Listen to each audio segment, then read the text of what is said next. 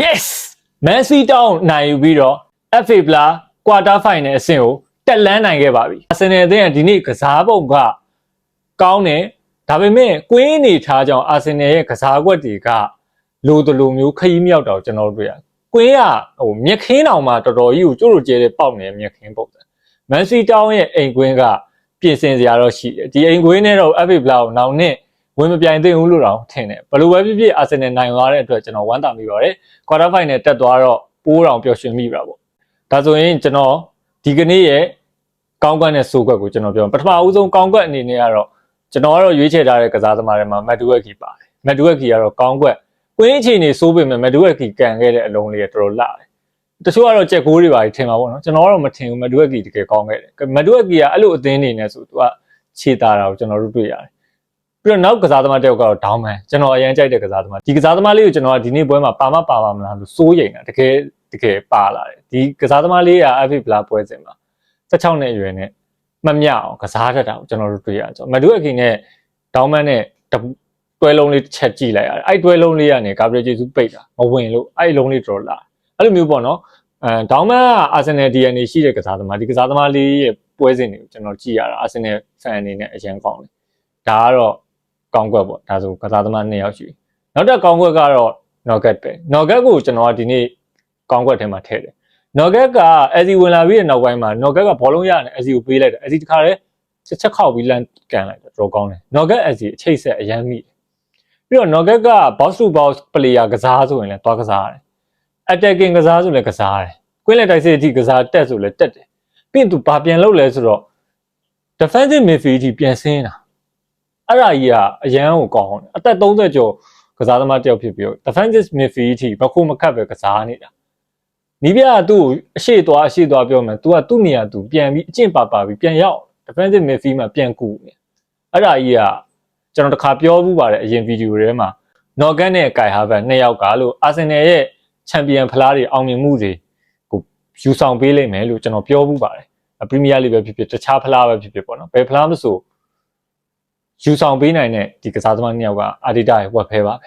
ပြီးတော့ဒီနေ့လူထုတ်ပုံကတော့လူငယ်တွေလူကြီးတွေရောပြီးတော့ထောက်တာကိုတွေ့ရတယ်ဆိုတော့ကယ်ဒမီတို့ကစားသမားလေးတွေရဲ့ခြေစွမ်းကိုဘယ်လိုပဲဖြစ်ဖြစ်ပေါ့နော်သူတို့ကောင်းကောင်းကြည့်ရတယ်ကျွန်တော်တို့အတွက် feeling လေးလာတယ်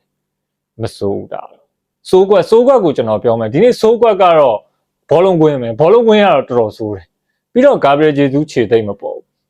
ပြီးတော့နောက်တစ်ယောက်ကတော့မာတင်နယ်လီကအဆင်မပြေဘူးဗျဒီနေ့တပွဲလုံးထက်ကန်လဲသူအံမဝင်ဘူးဘယ်လိုကစားနေလဲတော့မသိဘူးမာတင်နယ်လီနှလုံး3လုံးလောက်ဖြုံးတယ်လို့ကျွန်တော်မြင်တယ်ဒါဆိုကွက်ပြီးတော့နောက်ဆိုကွက်တစ်ကွက်ကိုကျွန်တော်ပြောမော်စကွေရာက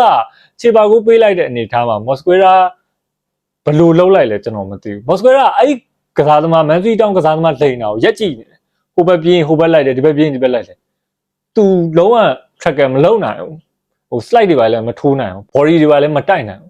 းဒါဆိုခွက်မော်စကွေရာဘာလုပ်မှာလဲမော်စကွေရာအရွယ်ကငယ်ပါတယ်22နှစ်လောက်ပဲရှိသေးတယ်ဘယ်လိုမဆိုအကယ်ဒမီရွက်တာအရွယ်ရှိတယ်ဒါပေမဲ့အဝေးကွင်းတွေမှာတည်ငြိမ်ရေးချက်မှုသိမ်းမရှိသေးဘူးဒါကတော့ဆိုခွက်နောက်ပွဲတွေတော့မော်စကွေရာပြန်ကောင်းရင်ကောင်းပါပေါ့နော်အဝေးကွင်းတွားကန်ရတာတဲ့ကွင်းအနေထားကြီးကတမျိုးကြီးဖြစ်နေကြည့်ရတာအာဆင်နယ်ကစားသမားတွေကိုကျွန်တော်ဒဏ်ရာပြဿနာရင်ဆိုင်ရမှာတော့စိတ်ပူတယ်ပြီးတော့အာဒီတာကိုကျွန်တော်တခုကြိုက်တာအာဒီတာကာယာဘက်ကိုထုတ်လိုက်တာတော်တော်ကောင်းတယ်မိနစ်60မှာတပွဲလုံးထက်ကန်လည်းမချောင်းကွင်းကအချိန်မီဟို slip ဖြစ်ပြီးကစားသမားတွေဒုက္ခရောက်သွားနိုင်တယ်တော်တော်ဆိုးဆိုးရွားကွင်းတယ်အဲ့ဒါတော့စိုးကွက်ဒါဆိုကျွန်တော်ကောင်းကွက်နဲ့စိုးကွက်ပြောပြီးပြီဆိုတော့ကျွန်တော်အမြင်ကိုကျွန်တော်ပြောမယ်အာဆင်နယ်ကလက်ရှိအနေထားမှာဘယ်သူမှမကြားကျင်ဆုံးစကားအာဆင်နယ်ဖန်တွေကလွယ်လို့ဖလားလေးလုံးလမ်းကြောင်းပေါ်မှာရှိနေတော့မယ်အခုတည်းဒါဂုဏ်ယူစရာပဲပြီးတော့ဒီပွဲနိုင်ခဲ့တဲ့အတွက်ကြောင့်ကွာတာဖိုင်နယ်အဆင့်ကိုတက်ရောက်သွားနိုင်တယ်ဆိုတော့ FA ဖလားမှာလည်းအာဆင်နယ်ကအောင်မြင်ဆုံးအသင်းဖြစ်တဲ့အတွက်ကြောင့်ဒီနောက်တစ်ဆင့်တက်မှာဘယ်အသင်းနဲ့တွေ့မလဲဆိုတော့ကျွန်တော်တို့စောင့်ကြည့်ရမှာပေါ့နော်လီဗာပူးကလည်းတက်သွားပြီဆိုတော့ဘယ်အသင်းထပ်တက်လာအောင်လဲဆိုတာရှိပါသေးတယ်ကွာတာကတော့ဆက်ကြည့်ရအောင်ပါပေါ့ဒါကတော့တော်တော်ကြီးကိုကောင်းပါတယ်ပြီးတော့ဒီပွဲစဉ်ပြီးရင်ကျွန်တော်တို့ကလီဗာပူးစင်နဲ့အဝေးကွင်းကန်ရမှာဆိုတော့ဗီတာယိုဂရက်စ်ကိုမထည့်တာလည်းတော်တော်ကောင်းတယ်ဗီတာယိုဂရက်စ်ကိုထည့်ထားလို့လည်းအဆင်မပြေဘူးဒီလိုပွဲစဉ်တွေဗီတာယိုဂရက်စ်တန်ရပြဿနာတွေပါကြီးကျွန်တော်အဲ့ကွင်းကိုကြည့်ပြီးကျွန်တော်စိတ်ကောသွားဟာလို့ငါတို့ကစားသမားတွေတော့ဘယ်လိုကန်မလဲမသိဘူးလို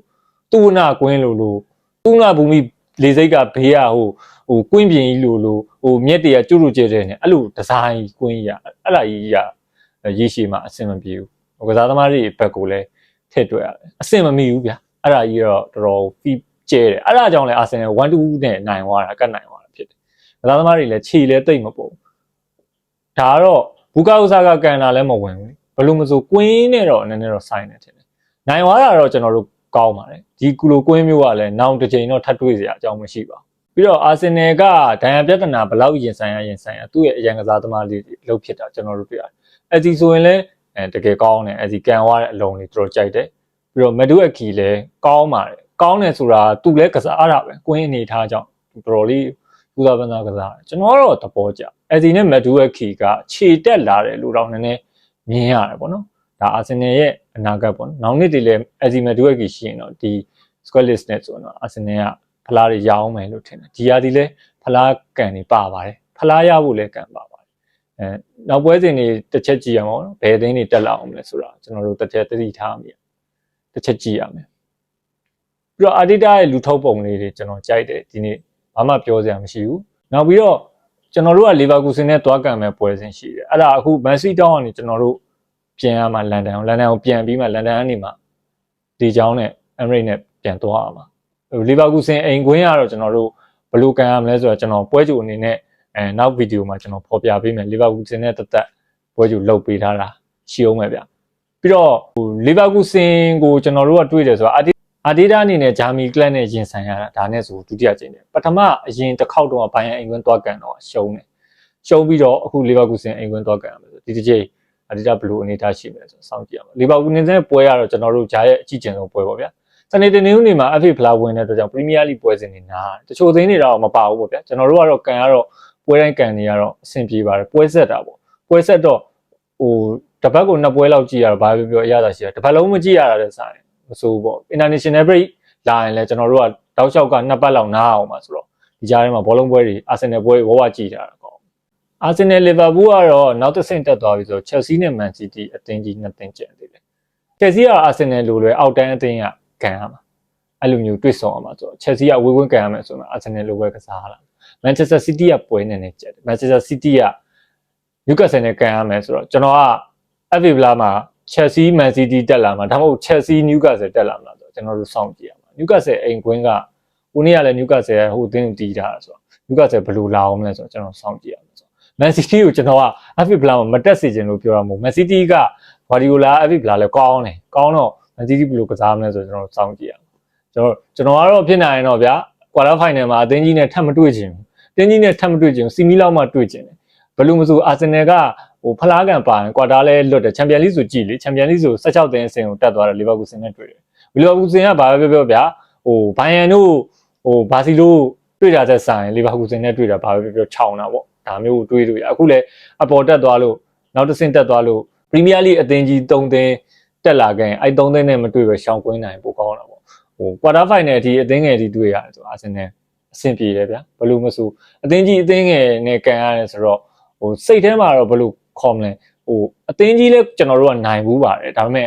အသင်းငယ်နဲ့ကန်ရတာကတော့ပို့ပြီးတော့ခွန်အားစိုက်ထုတ်ရတာနည်းတာပေါ့အသင်းငယ်ကြတော့နည်းနည်းထိမ့်ပြီးကစားလို့ရအသင်းကြီးကဝုန်းကန်တာသူဝုန်းကိုဝုန်းကန်တာဆိုအသင်းကြီးကြတော့တက်မလာလေးကြိုက်လေးပဲဒါကျွန်တော်တယောက်တည်းအမြင်ကပြောတာပါကျွန်တော်တို့ကဖလားလေးလုံးလမ်းကြောင်းမှာရှိတော့ဒီယာဒီလဲဖလားရအောင်သိမ်းမယ်အာဒီတာလဲကန်ကောင်းတယ်ဗျကန်ကောင်းတယ်ဆိုတာဒီလိုကစားကွက်ဒီလိုခွင့်ရေးဒီလိုမျိုးကစားသမားအစုံအလင်ဖြစ်သွားတာကျွန်တော်တို့တော်တော်ကြီးကိုကောင်းတယ်အန်ရီဘာတာဝယ်ထားတဲ့လူ၈ယောက်ကလည်းတော်တော်အကျိုးပြုပါတယ်အာဆင်နယ်မှာဘလို့မဆိုအာဆင်နယ်ကဖလားရကန်ကပါနေပြီဒါပေမဲ့ဒီမှာကျွန်တော်တစ်ခုဖြတ်ပြောချင်တာကာလာဖီယိုရီဒဏ်ရာပြဿနာရင်ဆိုင်ရလားမသိဘူးကာလာဖီယိုရီအနေထားကိုစောင့်ကြည့်ရမယ်ကာလာဖီယိုရီကနည်းနည်းပျော့တယ်အီတလီသားတွေထဲမှာဆို तू ကနည်းနည်းပျော့တာကိုကျွန်တော်မြင်ရတယ်တို့ကျွန်တော်ကြိုက်တယ်ဒါပေမဲ့ဟင်ကပီနဲ့ကာလာဖီယိုရီဆိုကျွန်တော်ကာလာဖီယိုရီပိုကြိုက်တယ်ကာလာဖီယိုရီကပို့ပြီးတော့ style မိုက်တယ်ပုံစံလည်းမိုက်တယ်ဟင်ကပီလည်းကောင်းတယ်ဟင်ကပီလည်းကောင်းတယ်နှစ်ယောက်စလုံးကောင်းတယ်နှစ်ယောက်စလုံးကောင်းပြီးတော့နေရာတူတော့တယောက်မှအရန်ကုန်မထိုင်ကျင်တော့ကာလာဖီယိုရီကဟိုနေ့ကသူထွက်မယ်ပါညာရိုမာပြောင်းမယ်လောက်တာအဲ့လိုတွေပြောတာဟင်ကပီကိုနေရာပေးလို့အမှန်မှန်ကာလာဖီယိုရီကအရင်ရောက်တာအာဒီတာအဲ့ဒါနားမလဲတာဟင်ကပီကိုနေရာပေးတာဒါပေမဲ့ဘောလုံးကအဲ့လိုမျိုးတော့မရှိဘူးပေါ့နော်ရှေ့ရောက်တာနောက်ရောက်တာမရှိဘူးကစားသမား overall rating ကိုနီးပြတွေပဲမှတ်တမ်းအရစစ်ကြတာပေါ့နီးပြအဖွဲ့တွေစစ်ကြတော့